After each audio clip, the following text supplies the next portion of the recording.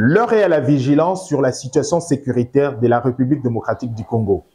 Le multinational vient de mettre en place un plan diabolique pour désorienter, détourner l'attention du monde sur la situation de la République démocratique du Congo, comme ils ont fait en 1984. Vous le savez, en 1994, certains Zaïrois dénonçaient déjà l'agression rwandaise. Alors, pour donner une couverture à cette agression, et surtout que la majorité de rebelles qui exerçaient à l'est de la République démocratique du Congo à ces temps étaient de Rwandais.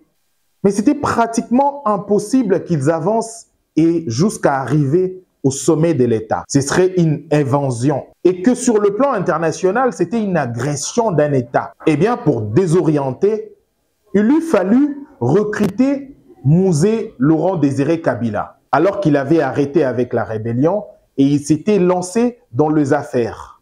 James Kabarebe et Bouguera iront donc à la rencontre de Mouzé Kabila pour le prêter de béquilles et surtout le présenter à l'opinion internationale pour crédibiliser leur lutte, alors qu'en vrai, c'était une agression.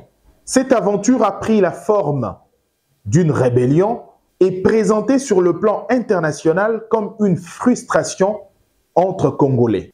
Alors en vrai, il y avait une main noire, c'était le multinational pour l'exploitation illicite de minerais de la République démocratique du Congo. Aujourd'hui, l'histoire se répète encore. Pendant que les Congolais sont en train de dénoncer l'agression rwandaise sous couvert des terroristes du M23, les terroristes rwandais, le multinational recrute les leaders d'opinion pour crédibiliser leur processus et présenter la situation comme une frustration à l'interne.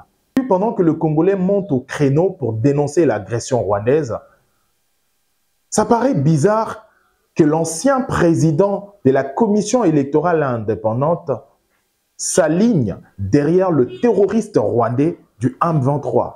L'objectif, c'est de crédibiliser le mouvement terroriste rwandais, le M23, qui tue d'ailleurs à l'est de la République démocratique du Congo. Peu importe nos différences, le problème du Congo doit être traité entre Congolais. Mouzé Kabila, à son temps, il pensait que c'était une bonne solution pour lui de pactiser avec l'ennemi, mais de se débarrasser de cet ennemi une fois au sommet de l'État. Ceci l'a rattrapé